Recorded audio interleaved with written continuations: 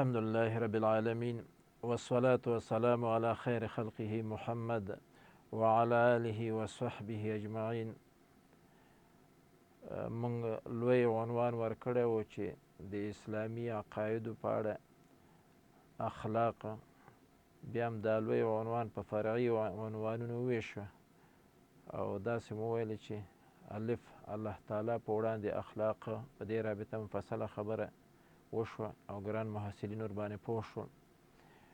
ب آسماني کتابونو په وړاندې آداب و اخلاق، دې مسایلو کې الحمدلله مفصله خبره وشوه او د قرآن کریم چې وروستی آسماني کتاب دی د هغه په وړاندې آداب او اخلاق واضح شول. جیم د نبي علیه الصلاة وسلام او د انبیاو په اړه اخلاق او آداب دا واضح شول. نن زموږ او تاسې عنوان دی چې د صحابه و کرامو په وړاندې آداب و اخلاق.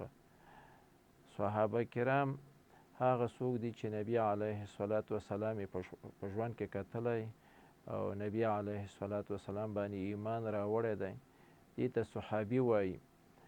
صحابه و کرامو د الهي شریعت په خپرولو کې، د الهي وحی په خپرولو کې ډېر زیات تکلیفونه لیدلي دي. صحابه کرام الله تعالی په دې باندې مکلف کړي وو چې تاسې دغه دین، دغه الهي وحی، دغه الهي احکام تاسې ټولې نړۍ او ټول بشر ته یې ورسوئ.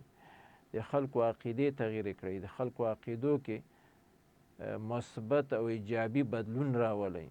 دا یقینا کوم امکانات چې صحابه و کرامو سره وو د علم له درکه، د مادیاتو له درکه، نو هغه امکانات ډېر کم وو، خو الله تعالی صحابه کرام د خپل وحی د خپرولو په خاطر باندې، د خپلو احکامو خپرولو په خاطر باندې مکلف کړل او صحابه و کرامو د الله تعالی لخوا چې کومه دنده دوی ته سپارله شوې وه په ډېره احسنه طریقه یې سرته ورسوله.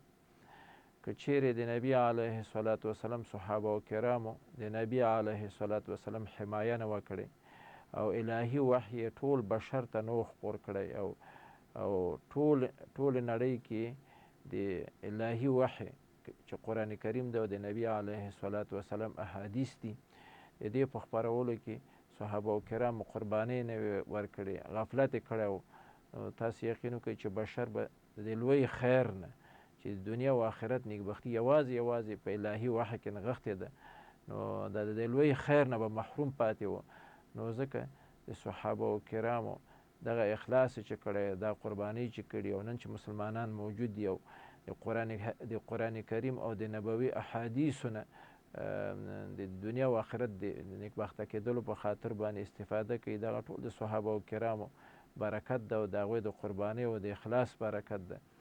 نو ځکه د نبي علیه الصلاة وسلام د دې حدیث په اساس باندې چې من لم یشکر الناس لا یشکر الله، څوک چې د انسان د احسان قدرداني ونه کړي، د الله تعالی د احسان او د الله تعالی د احساناتو انعاماتو قدرداني نشي کولی، نو بناً هر مسلمان باندې دا لازمه ده چې د صحابه و کرامو په وړاندې د ډېرو ښو اخلاقو نه برخمن اوسېږي او د صحابه و کرامو په اړه ډېر ښه اخلاق ولري.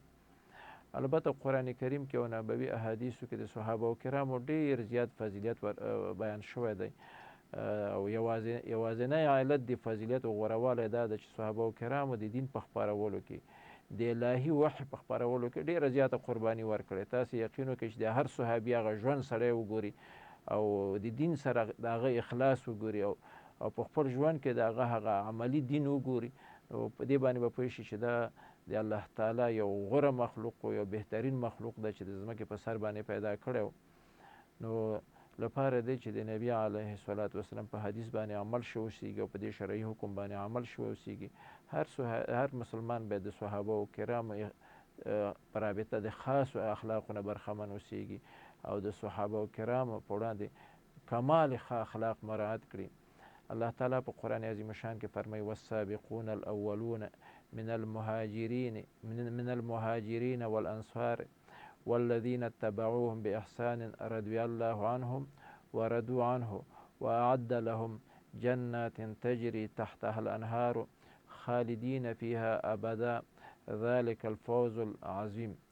الله تعالی فرمایي په قرآن عظیم شان کې والسابقون الاولون من المهاجرین والانصار، هغه اولنی مهاجرین او اولنی انصار. د مهاجرین هدف د مکې مکرمې مهاجرین دي او انصار د مدینې منورې اوسیدونکي دي.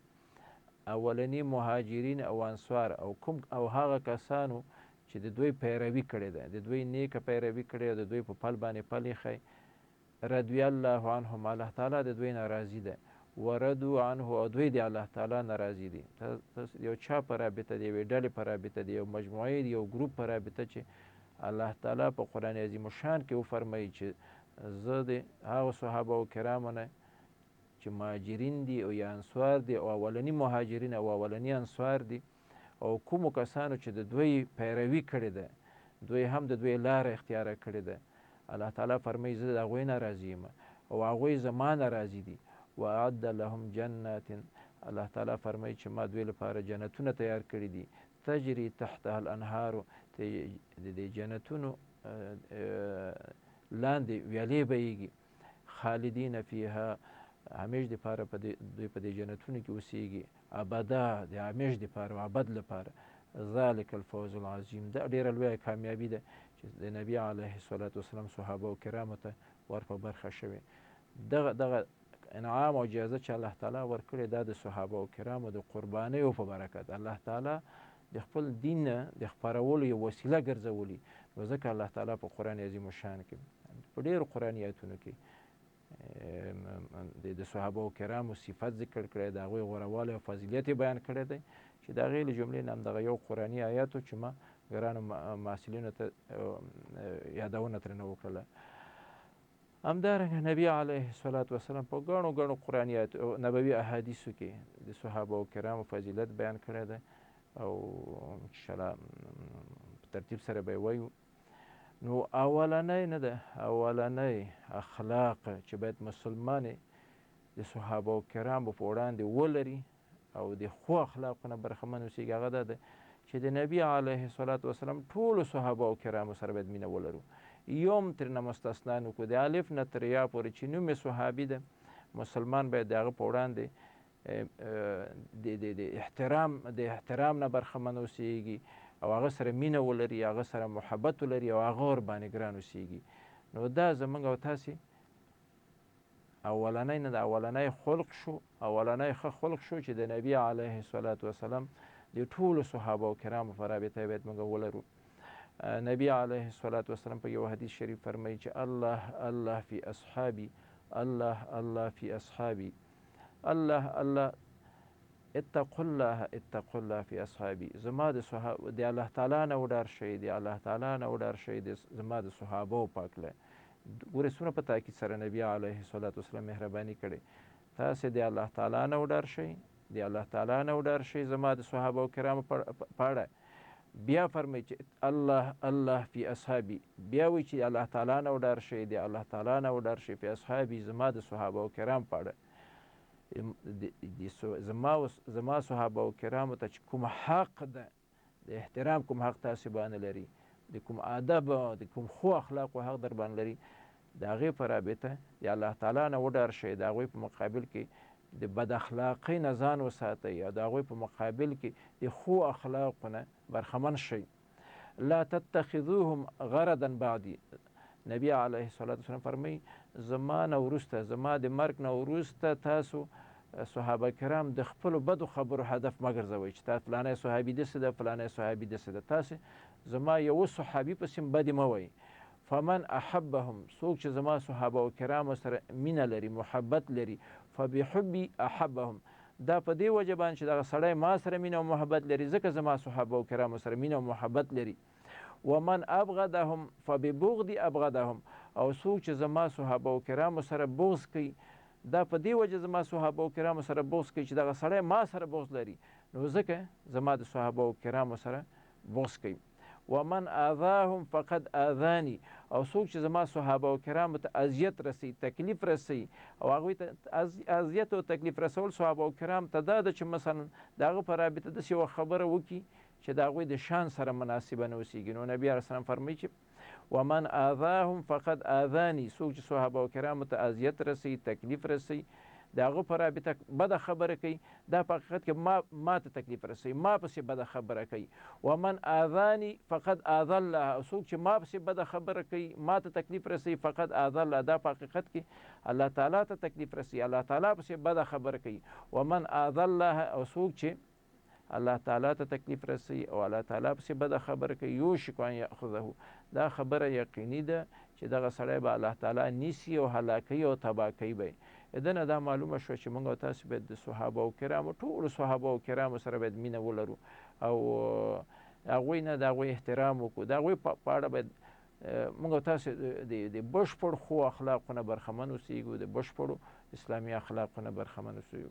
دا یو خلق شو چې د صحابه کرام په اړه هر مسلمان باید ورنه برخمن اوسېږي. بل هر مسلمان باید په دې باندې عقیده ولري چې په ټولو په دې محمدي امت کې په مجموع کې په ټول انسانیت کې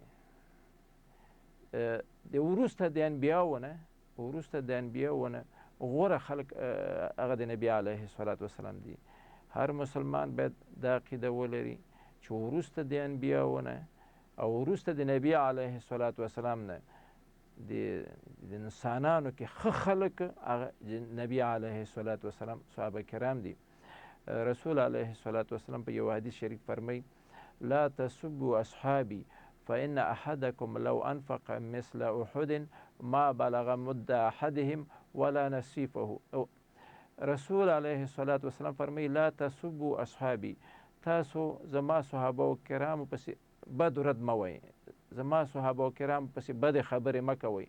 فإن أحدكم لو أنفق مثل أحد ذهبا، که چیرې تاسو کې یو تن د احد د غره په اندازه باندې سره زر د الله تعالی په لاره کې مصرف کړي، تاسو کې یو شخص د احد غره په اندازه باندې چې دا په مدینه منوره کې یو ډېر لوی غر ده، د دې غره په اندازه باندې سره زر د الله تعالی په لاره کې مصرف کړي، ما بلغ مد احدهم ولا نصیفه.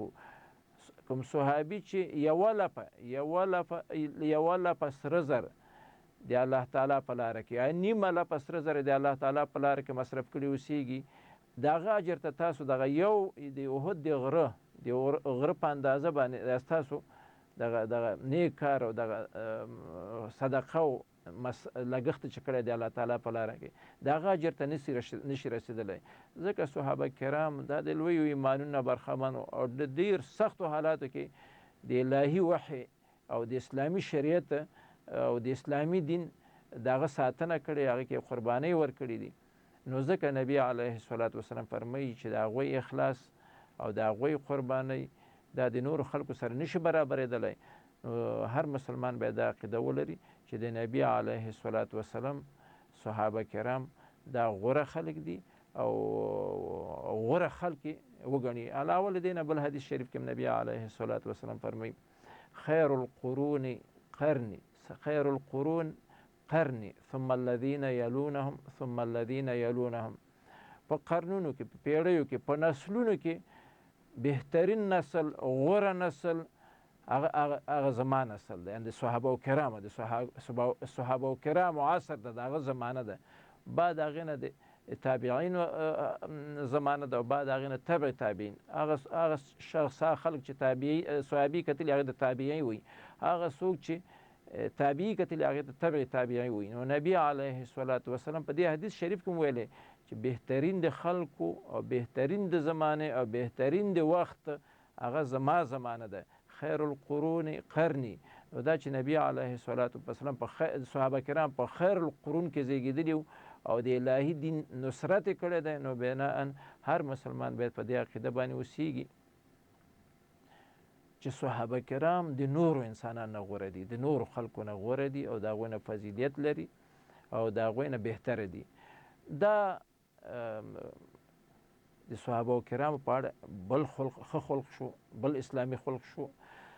دریم عقیده او دریم ښه خلق چې مسلمان باید د صحابه کرام په رابطه ولري، نو هغه دا ده چې صحابه کرام ټول په فضیلت کې سره برابر نه دي. په مجموع کې خو زموږ عقیده او باور دا شو او د صحابه کرام په اړه زموږ د ښو اخلاقو نه یو خلق دا شو چې موږ باید د ټولو صحابه کرامو فضیلت او غوروالي باندې د نور انسانانو په نسبت باندې باید قانع اوسیږو او د دې ښه خلق نه باید برخمن اوسیږو. خو بیا صحابه کرام خپلو منځو کې ټول په فضیلت کې او غوروالي کې برابر نه دي. ځینې ډېر غوره دي او ځینې په اصطلاح متوسط غوره دي. نو په دې رابطه هم د مسلمان دا عقیده ده چې باید داسې عقیده ولري چې صحابه کرام په فضیلت کې یو بل سره توپیر لري او ځینې غوروالی ډېر زیات ده، د هغه نه په درجه کې کم ده، خو په مجموع کې ټول صحابه کرام غوره خلک دي. مثلا د نبی علیه الصلاة والسلام د صحابه کرامو ځینې بیلګې ما ذکر کړي دي چې بیا هغه نور صحابه کرام په دې ردیف کې نه دي. د مثال په توګه د نبی علیه الصلاة والسلام د بیبیانو په رابطه، د نبی علیه الصلاة والسلام د مبارکو ښځو په رابطه الله تعالی په قرآن کریم کې فرمایي وازواجه امهاتهم، د نبی علیه الصلاة والسلام کډې د هغه بیبیانې د هغې مبارکې ښځې دا د مسلمانانو میندې دي. دا فضیلت بیا نورو صحابه کرامو ته، د نورو بیبیانو ته، صحابه کرام نورو صحابیاتو ته دا فضیلت بیا حاصل نه ده. دا د نبی علیه الصلاة والسلام د بیبیانو فضیلت ده چې نبی علیه الصلاة والسلام الله تعالی ورته مهرباني وکړله چې د نبی علیه الصلاة والسلام بیبیانې چې دي دا د مسلمانانو میندې دي. همدا وجه ده چې موږ د نبی علیه الصلاة والسلام د بیبیانو نوم اخلو. څه وایو چې مثلا عایشه ام المؤمنین عایشه رضی الله تعالی عنها د مسلمانانو مور عایشې رضی عنها داسې کړي. ام المؤمنین خدیجه رضی الله تعالی عنها. دنه دا معلومه شوه چې د نبی علیه الصلاة والسلام بیبیانې چې دا صحابیات دي، دوی نه دی، د دوی فضیلت بیا د نورو ښځو نه لوړ شو. همدارنګه علي رضی الله تعالی عنه د نبی علیه الصلاة والسلام څلورم خلیفه، د هغه په رابطه نبی علیه الصلاة والسلام فرمایي چې لا یحبک الا مؤمن ولا یبغضک الا منافق. ای علي رضی الله تعالی عنه، تا سره مینه او محبت نه لري مګر مؤمن لري. مؤمن چې د پوره ایمان نه برخمن اوسیږي نو علي رضی الله تعالی عنه تا سره مینه او محبت لري. ولا یبغضک الا منافق، او تا سره بغض و کینه نه لري مګر منافق سړی تا سره بغض و کینه لري. زه فکر کوم چې نورو صحابو ته مثلا دغسې امتیاز نه ده ورکړل شوی لکه نبی علیه الصلاة والسلام چې دا کریډیټ علي رضی الله عنه ته ورکړو چې علي هر څوک چې تا سره مینه او محبت لري هغه مؤمن ده، او هر څوک چې تا سره بغض کوي هغه منافق ده. نو دا یو ښه فیصله، یو فضیلت ده، یو غوروالی ده چې علي رضی الله تعالی عنه ته ورکړل شو. خو نور صحابه کرام بیا دغسې نه ده، دغسې امتیاز نه بیا برخمن نه دي نور صحابه کرام په مجموع کې. علاوه دې نه زبیر بن عوام رضی الله تعالی عنه دا بل صحابي ده. نبی علیه الصلاة والسلام فرمای ان لکل نبی حواریا و ان حواری زبیر بن العوام. هر پیغمبر ځان دپاره یو مرستندوی لري. حواري مرستندوی ته وایي، کومک کوونکي ته وایي. هر پیغمبر ځان ته یو کومک کوونکی لري، خو زما کومک کوونکی هغه زبیر بن عوام دی. ټولو صحابه کرامو د نبی علیه الصلاة والسلام سره کومک کړی، خو خپل حواري لقب ورکول، د مرستندوی او کومک کوونکي او د معاون لقب ورکول، دا نبی علیه الصلاة والسلام بل صحابي ته نه دی ورکړی. دی چا ته ورکړی؟ زبیر بن عوام ته. نو بنان دا هم د نور صحابه کرامو نه فضیلت کې په اصطلاح توپیر راغی. علاوه له دې نه زید بن حارثه رضی الله تعالی عنه دا د نبی علیه الصلاة والسلام بل صحابي دی. نبی علیه الصلاة والسلام ورته وایي چې انت اخونا و مولانا، ای زید بن حارثه ته زمونږ ورور و مولانا او زمونږ بادار و سردار. زه فکر کوم چې دا بل یو غټ امتیاز دی، یو غټ فضیلت ده چې زید بن حارثه ته ورکړل شو. خو دغه امتیاز بیا نبی علیه الصلاة والسلام او دغه فضیلت او غوروالی نبی علیه السلام بل صحابي ته نه ده ورکړی. نو د زید بن حارثه رضی الله په رابطه داسې مهرباني وفرمایله. علاوه له دې نه جعفر رضی الله تعالی عنه چې د علي رضی الله تعالی عنه ورور ده او د ابو طالب صاحب زوی ده، هغه په رابطه نبی علیه السلام فرمایي چې اشبحت خلقي و خلقي.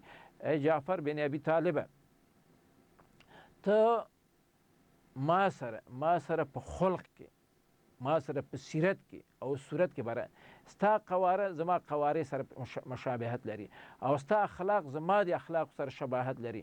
دا یو بل امتیاز و چې نبي علیه الصلاة والسلام خپل یو صحابي ته چې جعفر رضی الله عنه د هغه ته ورکړ، نو بیا دغسې امتیاز بل صحابي ته نه ده ورکړل شوی. علاوه له دې نه څه وخت چې سعد بن معاذ رضی الله تعالی عنه وفات شو، نو نبی علیه الصلاة والسلام د هغه په رابطه وویل چې اهتز عرش الرحمن لموت سعد بن معاذ، د الله تعالی عرش د سعد بن معاذ د مرګ په سبب باندې ولړزېده. دا بل امتیاز و چې سعد بن معاذ ته ورکړل شو، خو دغه امتیاز بیا بل صحابي ته نه ده ورکړل شوی.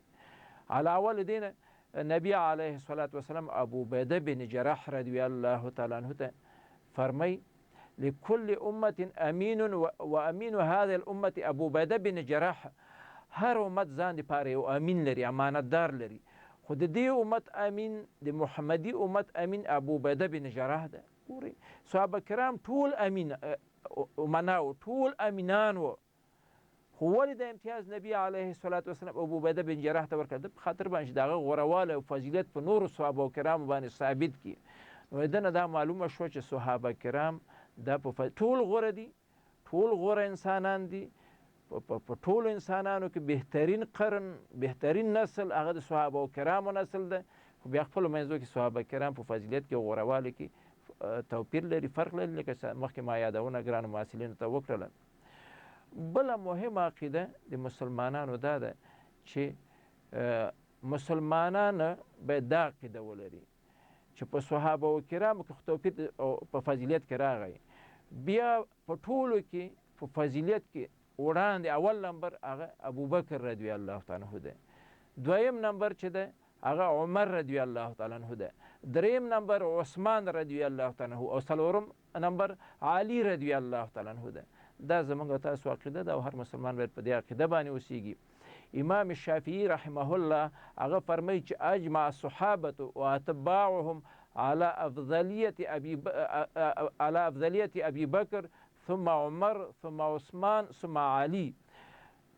امام شافعي سے فرمایي چې صحابه کرامو په دې باندې اتفاق کړی، اجماع کړی ده، واتباعهم د صحابه کرامو پیروانو د هغو لارویو په دې باندې اتفاق کړی په شي باندې چې په صحابه کرامو کې تر ټولو بهتره، تر ټولو غوره هغه ابوبکر رضی الله عنه ده، بیا د ابوبکر نه وروسته عمر رضی الله عنه ده، بیا د عمر رضی الله تعالی عنه نه وروسته عثمان رضی الله تعالی عنه ده، او بیا د عثمان رضی الله تعالی عنه نه وروسته علی رضی الله تعالی عنه ده.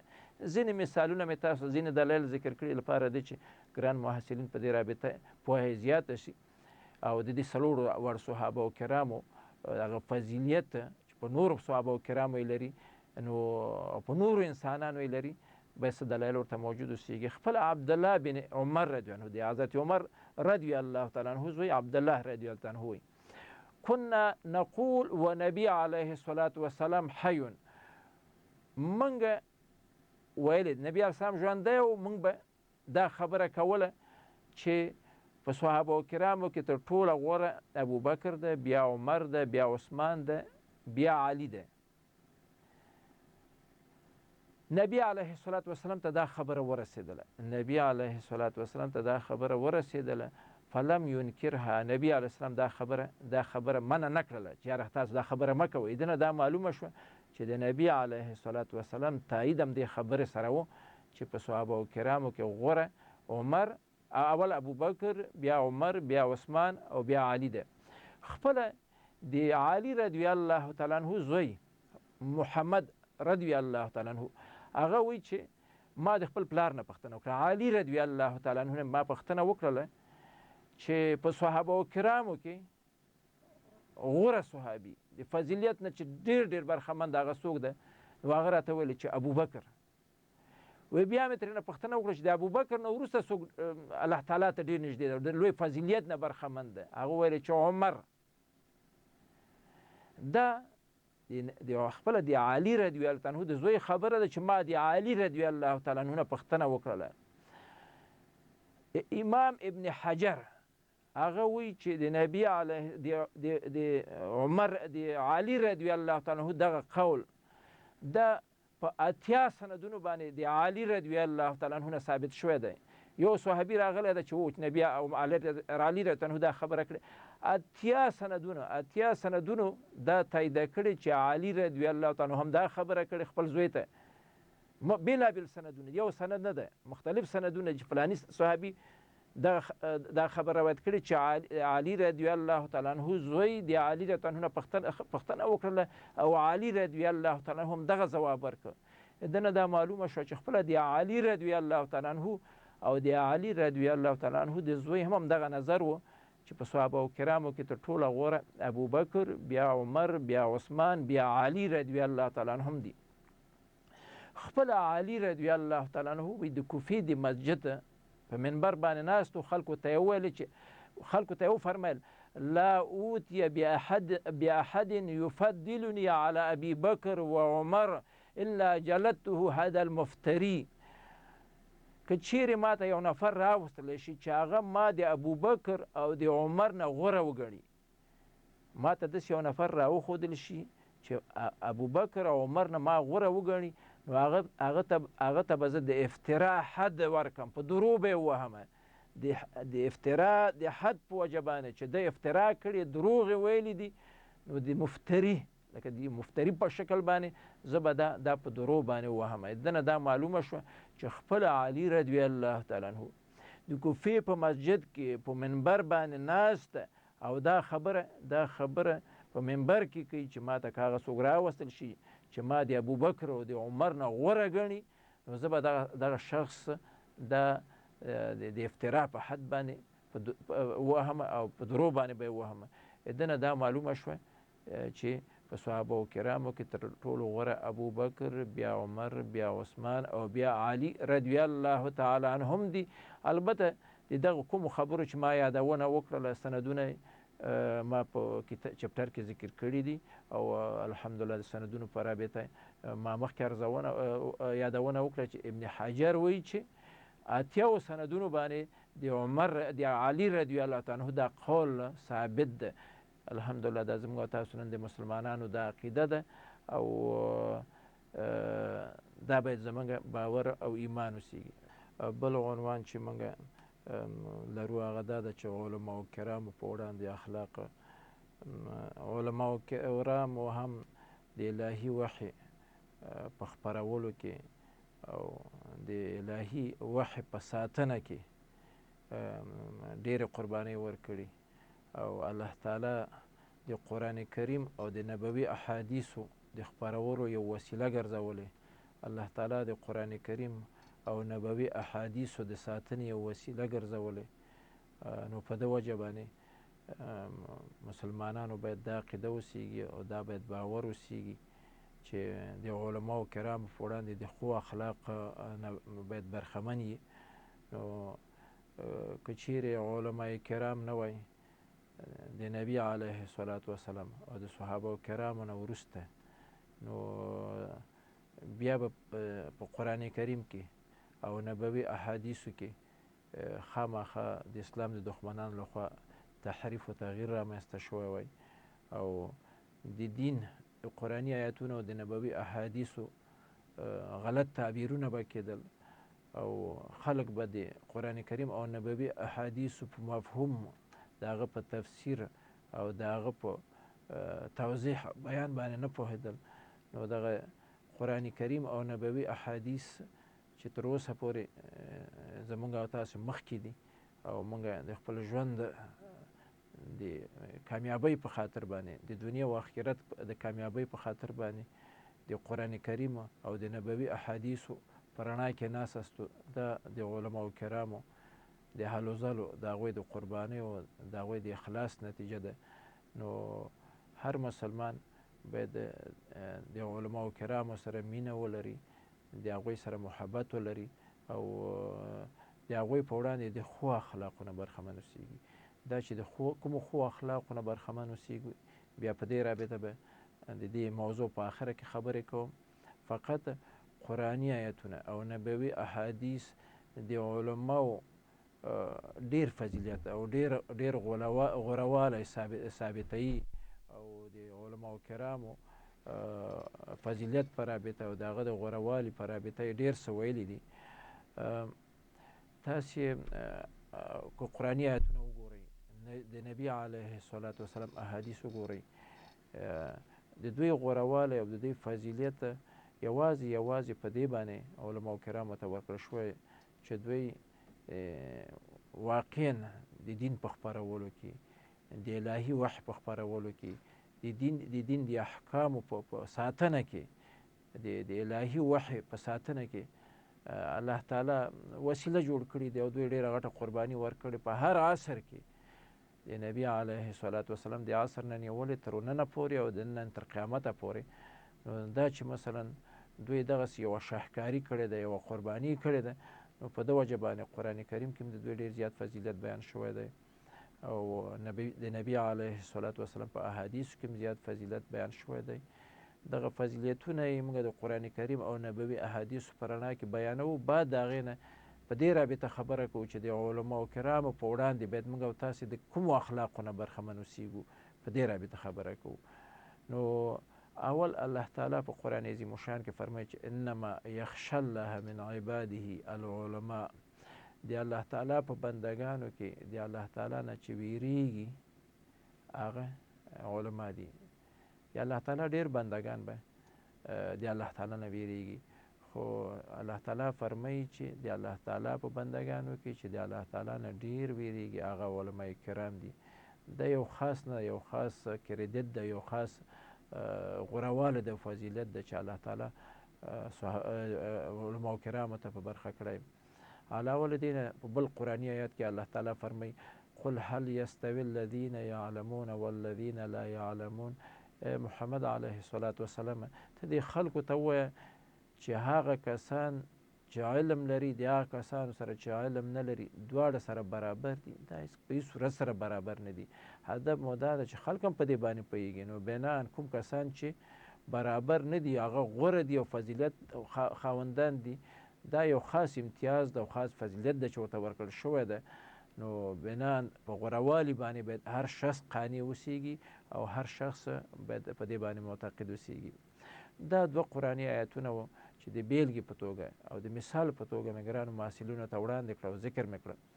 علاوه له دې نه نبي علیه الصلاة وسلام په ګڼ شمېر احادیثو کې د علماو فضیلت بیان کړی دی. رسول علیه الصلاة وسلام په یو حدیث شریف فرمایي ان العالم لا یستغفر له من فی السماوات والارض حتی الحیتان فی الماء. څه شی چې په اسمانونو کې دي او څه شی چې په مځکه کې دي، هغه څوک چې په اسمانونو کې دي او هغه څوک چې په ځمکه کې دي، ټول عالم دپاره مغفرت غواړي، ټول عالم دپاره دعاګانې کوي، ټول عالم سره مینه لري، ټول عالم سره محبت لري علماو سره. حتی الحیتان فی الماء، تر دې اندازې پورې چې کبان ماهیان په اوبو کې هم د علماو ته دعاګانې کوي، هغوی ته مغفرت غواړي، هغوی سره مینه او محبت کوي. دنه دا معلومه شوه چې علما فضیلت لري. د نورو خلکو په نسبت باندې د دین او علما دا فضیلت لري، غوروالی لري او الله تعالی د یو امتیاز نه برخمن کړي دي.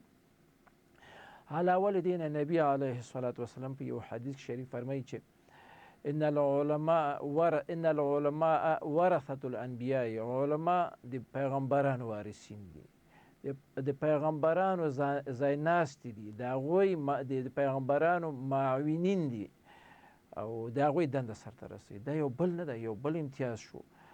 بهترین د مخلوقاتو زموږ عقیده ده او باور ده من حیث یو مسلمان، د هر مسلمان د عقیده ده چې د الله تعالی غوره مخلوق پیغمبران دي او بیا هغه څوک چې د پیغمبرانو وظیفه په خپله غاړه اخلي، د هغوی دنده په خپله غاړه اخلي، هغه هم غوره دي که نه. نو دنه د علماو فضیلت د هغوی غوروالی بیا هم ثابت شو. او علاوه له دې نه نبی علیه الصلاة وسلام فرمایي چې دا خو دنیوي غوروالي ځینې مثالونه شو.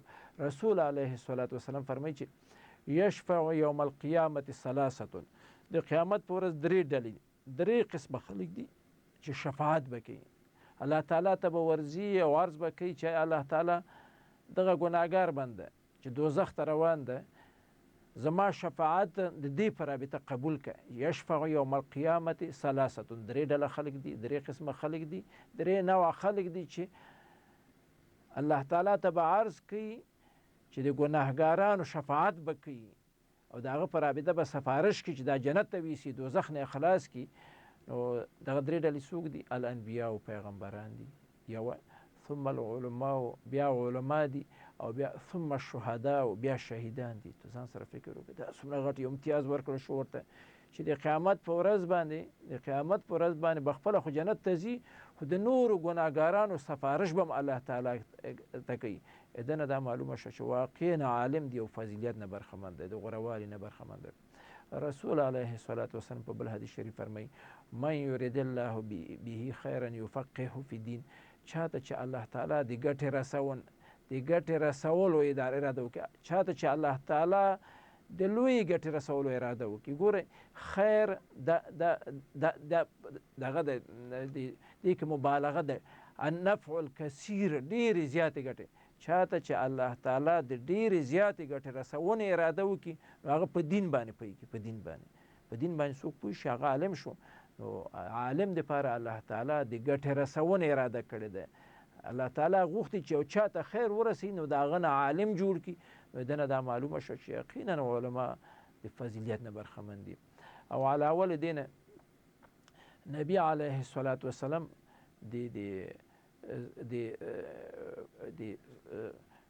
د عالمانو په رابطه فرمایي چې صنفان من امتی اذا صلحت الامه و اذا فسدت الامه الفقهاء والامراء. زما په امت کې دوه ډلې دي، که چیرې دا نیکان پاتې شي ټول امت ټول خلک دا نیکان کیږي، او که چیرې بدان شول بیا ټول خلک بدان کیږي. دا دوه ډلې څوک دي؟ یو فقها دي او بل عمرا دي، یو علما دي او بل چارواکي دي. دنه دا معلومه شوه چې د علماو کرامو نیک بودن ښه بودن دا د ټول انسانیت د ټول بشر په خیر ده، او خدای ناخسته د هغوی خرابېدل د هغوی بېلارې کېدل د ټول امت او د ټول بشر په تاوان ده. نو په مجموع کې د علماو فضیلت معلوم شو، موږ ته د علماو فضیلت معلوم شو چې علماو ته الله تعالی فضیلت ورکړی دی په قرآن کریم او نبوي احادیثو سره دا ثابته شوې ده. نو څه قسم اخلاق و آدابونه باید د علماو نه سره برخمن اوسیږو. ګورئ هغه د تفسیر او د احادیثو کوم امامان چې دي، د تفسیر کوم امامان هغه چې دي، او که د احادیثو کوم امامان دي لکه مثلا امام بخاري او ترمذي او د دې خلکو او د احادیثو کوم مفسرین چې دي مثلا قرطبي او دا کوم نمونه چې ګران محصلین ټول اورېدلي دي، د دوی نه ده، د دوی باید د قدر د حد نه زیات عزت وکړو، د هغوی د قدر د حد نه زیات عزت وکړو چې د دوی د خدمتونو په نتیجه کې موږ ته قرآن کریم واضح شوی دی، قرآن کریم موږ ته محفوظ شوی دی. ګورئ که چیرې مفسرین نه وای او موږ ته قرآن کریم نه وای، قرآن کریم موږ ته نه و راښودلی، او د خامخا د اسلام دښمنانو په قرآن کریم کې بیا تحریفات کول، تغییرات به یې پکې کړي وو، لاسوهنې به یې کولې. نو الله تعالی د تفسیر د علماو د مفسرینو په ذریعه باندې الله تعالی قرآن کریم محفوظ کړه، خوندي کړه، د کفارو او د اسلام د دښمنانو د دسیسې نه محفوظ وساته. مسلمانانو په ډاډه زړه باندې قرآن کریم ته ورځي، د هغه نه استنباط کوي، د هغه نه استخراج کوي، او د خپل د دنیا او د آخرت مشکلات د قرآن کریم په ذریعه باندې حلوي. او د تفسیر د امامانو باید په دې باندې ډېر د حد نه زیات عزت وکړو او همیش دپاره هغوی ته مغفرت وغواړو. داسې یو کار ونه کړو، داسې یوه خبره خولې ته رانه ولو چې د مفسرینو خدای ناخواسته پکې بیادبي شي اوسیږي، د بدو اخلاقو نه پکې کار اخیستل شي اوسیږي، او د هغوی په مقابل کې د ګستاخۍ بوی ته نه راځي. علاوه له دې نه محدثین دي، د حدیثو امامان دي. ما مخکې عرض وکړه که امام بخاري او دا خلک که چیرې دوی نه وای نو هر سړي به ویل چې نبي علیه الصلاة والسلام داسې ویلي دي او نبي علیه السلام داسې ویلي دي. د همدغه محدثینو برکت ده چې د نبي علیه الصلاة والسلام احادیث خوندي دي. یوه خبره، یوه جمله، یوه کلمه څوک په احادیثو کې نشي زیاپه کولی، ځکه چې الله تعالی دلته د احادیثو متخصصین پیدا کړي، داسې علما پیدا کړي چې د نبي علیه الصلاة والسلام احادیث خوندي کړي، د هغه په رابطه حکم کړی دی چې دا سند څنګه ده او دا څنګه نه ده. نو موږ باید د احادیثو د امامانو په رابطه پوره د احترام نه کار واخلو، او د هغوی نه د هغوی په مقابل کې د کمال ښو اخلاقو اسلامي اخلاقو نه باید برخمن اوسېږو. همیش دپاره چې دوی یادو رحمه الله رحمت الله علیه او په دغه نومونه باندې یاد کړو، ډېر په درنښت باندې یاد کړو د مفسرینو او د محدثینو د امامانو نه. بیا وروسته راځو موږ د فقه امامانو ته راځو. زموږ او تاسو په اوسني عصر کې مجموع کې په دنیا کې دغه څلور مذهبونه ډېر ډېر مشهوره دي. حنفي مذهب ده، شافعي ده، مالکي ده او حنبلي ده. د دې مذهب امامان چې دي امام ابو حنیفه رحمه الله، امام مالک رحمه الله، امام شافعي او امام احمد ابن حنبل رحمهم الله، دغه ټولو د قرآن کریم او د نبوي احادیثو نه استنباط او استخراج کړی او اسلامي نړۍ او ټول مسلمانان قرآن کریم او نبوي احادیثو باندې ښه پوه کړي دي چې دا قرآن آیت کوم ځای کې استعمالیږي او دا نبوي حدیث کوم ځای کې استعمالیږي. د دې متخصص څوک دي؟ همدغه د فقها دي. دا زموږ څلور فقهي امامان دي. نور امامان هم شته خو دا څلور ډېر مشهوره دي. نو موږ او تاسې باید دغسې عقیده ولرو چې دغه څلورو فقهي امامانو چې هره فتوا ورکړې ده او هره مسلې دپاره شرعي حکم په ګوته کړی، دوی په حقیقت کې دغه فتوا چې ورکړې ده د قرآن کریم او نبوي احادیثو په رڼا کې ورکړې. د دوی هره فتوا د قرآن کریم او نبوي احادیثو نه استخراج شوي، استنباط شوي. د دوی په فتواو باندې عمل کول په قرآن کریم او نبوي احادیثو باندې عمل کول دي. د دوی په فتواو باندې او د دوی په مذهب باندې عمل کول په حقیقت کې په قرآن کریم او نبوي احادیثو باندې عمل کول دي او په حقیقت کې په اسلامي شریعت باندې عمل کول دي. نو بنان باید موږ او تاسې د څلورو فقهي امامانو دغه نور د فقه کوم امامان چې دي د هغوی باید ټول اکرام وکړو، عزت باید وکړو او وبوایو چې دوی خپل ټول وخت دین ته په خدمت باندې وقف کړی دی. داسې یوه خبره د څلورو فقهي امامان او د نورو فقهاو په رابطه ونه کړو چې خدای ناخواسته دوی ته پکې د بدو اخلاقو نه موږ پکې کار اخیستی اوسېږي او دوی لپاره د بې ادبۍ نه پکې کار اخیستی اوسېږي. خو داسې به نه کوو چې د څلورو فقهي امامانو ته د عصمت او د معصوم بودن رتبه ورکړو، ځکه چې هغه د امام مالک صاحب دا یو ډېر مشهور قول ده چې هغه یو ځل مسجد نبوي کې ناستو او خپل شاګردانو ته تدریس کوو. نو ویې ویل چې کل یؤخذ من قوله ویرد الا صاحب هذا القبر.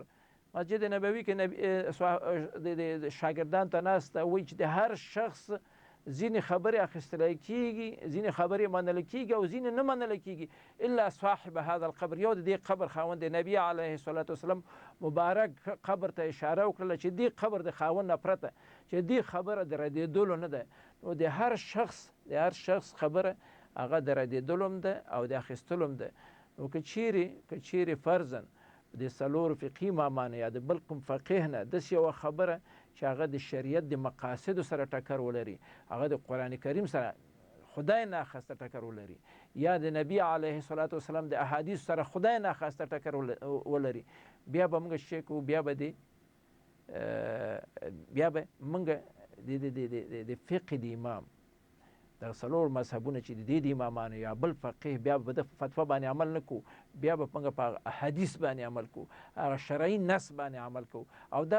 او دغه خبره ټولو فقهي امامانو هم کړې ده. امام ابو حنیفه، امام شافعي، امام مالک، امام احمد ابن حنبل هم دا ده چې اذا وجدتم الحدیث فاضربوا قولي على حائط.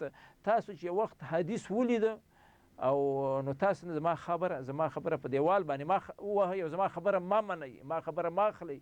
څه وخت چې قرآن کریم موجود اوسېږي، د نبي علیه الصلاة والسلام حدیث موجود اوسېږي، بیا فقیه نه د څلورو امامانو خدای ناخواسته داسې یو خبره وتې اوسېږي چې د قرآن کریم سره ټکر ولري یا د نبي علیه الصلاة والسلام سره د احادیث سره ټکر ولري، بیا به موږ بیا به په قرآن کریم باندې عمل کوو، بیا به د نبي علیه الصلاة والسلام احادیثو باندې عمل کوو او د فقیه په خبره باندې عمل به نه کوو.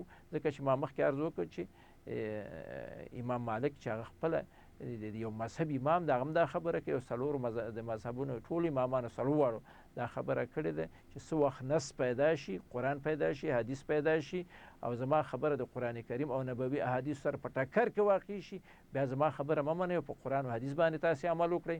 نو بنان خو په مجموع کې باید موږ د څلورو فقهي امامان چې دا نه ده، دا په نړۍ کې اوس ډېر مشهور او معروف دي او ډېر زیات پیروان لري، باید د څلورو احترام وکړو. داسې ونه وایو چې امام ابو حنیفه ښه ده او فلانی خراب ده. موږ وایو چې ټول چې کومه فتوا ورکړې دي دوی د قرآن کریم او نبوي احادیث نه استخراج او استنباط کړی دی، د ټولو احترام وکړو او د دوی په رابطه خدای ناخواسته داسې یوه خبره ونه کړو چې د هغوی په مقابل کې بېادبي شي او د هغوی په مقابل کې بد اخلاقه استعمال شي اوسېږي. اوس راځو د اوسنیو علماو په رابطه چې موږ د اوسنیو علماو سره څه معامله وکړو، دوی احترام وکړو که ونه کړو. ګورئ د نبي علیه الصلاة وسلام په وخت کې هغه نه وروسته صحابه کرامو دا خلک دي، بیا نور تابعین دي او تابع تابعین دي، د هغې نه وروسته دغسې وخت چې موږ اوس فعلا پکې قرار لرو، هر وخت کې علما کرام د هغوی همدا مسلک همدا وظیفه ده چې قرآن کریم او د نبوي احادیثو خدمت وکړي. نو تاسو یقین وکړئ که چیرې په هر عصر کې عالم نه اوسېږي، علما کرام نه اوسېږي، د اسلام دښمنان کوشش کوي چې هغوی دغه د دین مصادر چې قرآن کریم او نبوي احادیث دي دا تحریف کړي، دا تغییر کړي، دې کې لاسوهنې وکړي تر هغې پورې چې خلک نه ده، خلک په تیاره کې او په اصطلاح په فساد کې او په شر کې او په ګډوډیو کې ژوند ولري.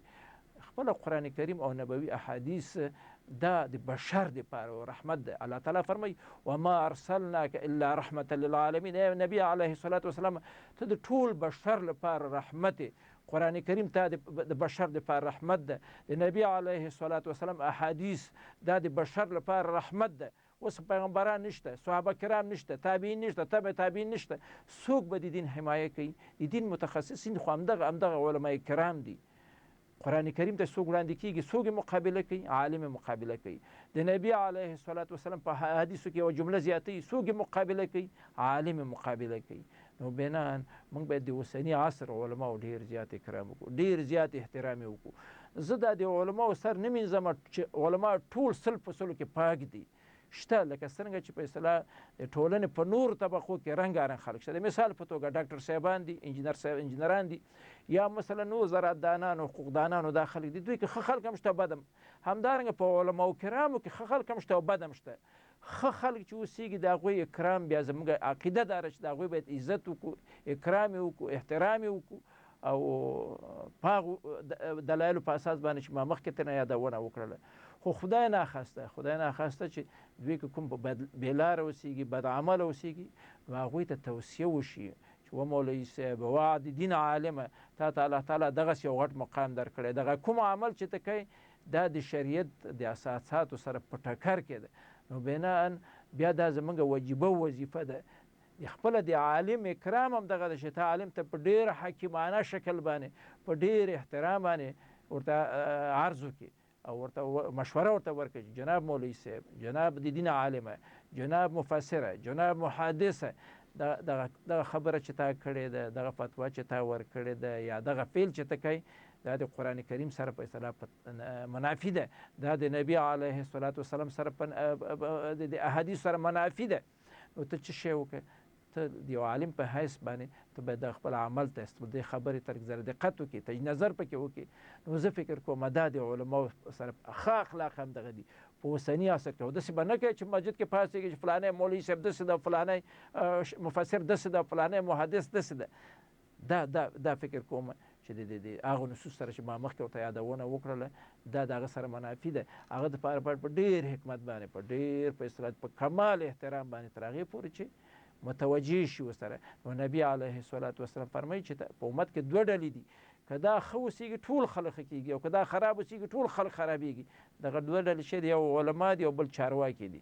نو که چیرې ستا عالم ښه اوسېږي خلک ورسره ښه کېږي. نو موږ به هر مسلمان باید د موجوده علماو نیکانو به خامخا د نیک عمل په خاطر باندې احترام کوي، ځکه چې دینداره د نیک سړی د قرآن کریم خادم ده، د نبی علیه الصلاة وسلام د احادیثو خادم ده.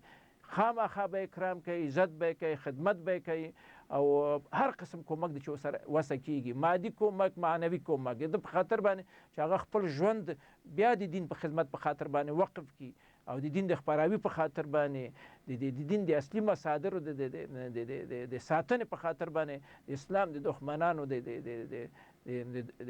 توطیو نه د دسیسو نه د ساتنې په خاطر باندې باید وخت ولري، نو ته به ورسره نیکانو سره په دې وجه باندې کومک کوي او خدای ناخواسته بد اعمالو سره به په دې خاطر باندې کومک کوي چې ځکه که هغه شر شو ملا صاحب شر شو خو عوامو سره خپله په اصطلاح شر کېږي، نو بنان د ده نه موږ وجیبه وظیفه وګرځېدله چې علماو ته ورشو او د نیکانو حمایه وکړو، هغوی سره مینه ولرو، هغوی سره محبت ولرو، هغوی سره هر راز مادي او معنوي مرسته وکړو، هغوی لا تشویق کړو د معنوي مرستو په ذریعه باندې د مادي مرستو په ذریعه باندې چې لا د دین خدمت وکړي او لا نړۍ ته او وطن ته او دین ته د لا زیات خدمت مصدر وګرځي.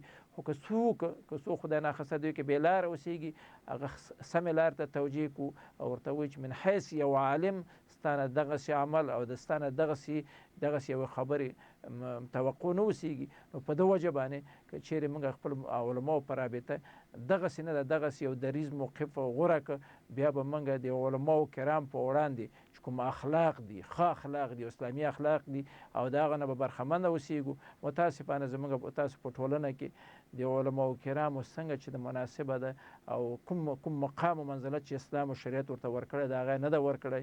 تاسو یقین وکړئ چې زموږ د ټولنې اکثره مجالس هغه په علماو باندې په تمسخر باندې په استهزاء باندې او علماو باندې په رشخند وهلو باندې دا ګرمیږي.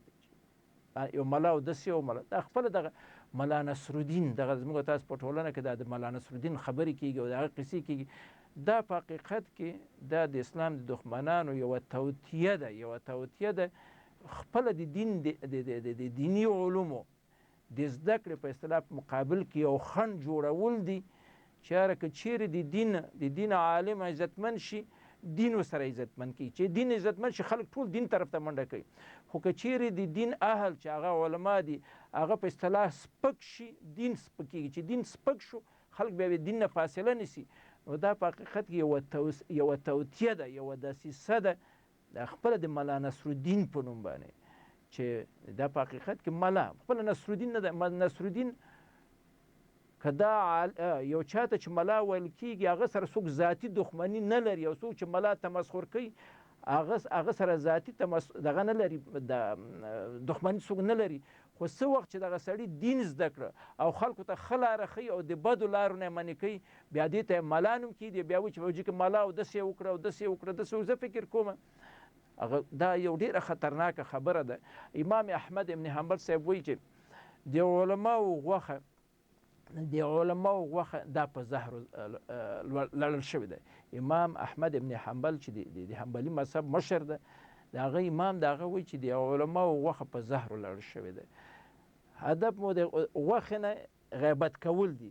که څوک اشارتا د علماو غیبت وکړي اشارتا کنایتا د علماو غیبت وکړي دا سړی وي مرضیږي، او څوک چې د علماو غوښه وخوري یعنی غیبت یې وکړي صراحتا یې وکړي د ده سړي زړه مري، زړی چې مړ شو بیا د ښو د بدو تفکیک نشي کولی، بیا ښه ورته بد او بد ورته ښه ښکاري. انسان زړه چې مړ شو یو خو دا ده چې انسان مړ کېږي دا بیل حساب ده، یو زړه په اصطلاح یو ظاهري ژوند لري چې موږ ګورو چې انسان زړه روان ده او جوړ ده فعال ده او سلام ژوند دی، یو دا د معنوي ژوند ده انسان به ژوندی اوسېږي خو زړه به یې مړي چارپی په شکل د ښه او بدو تفکیک به نه شي کولی.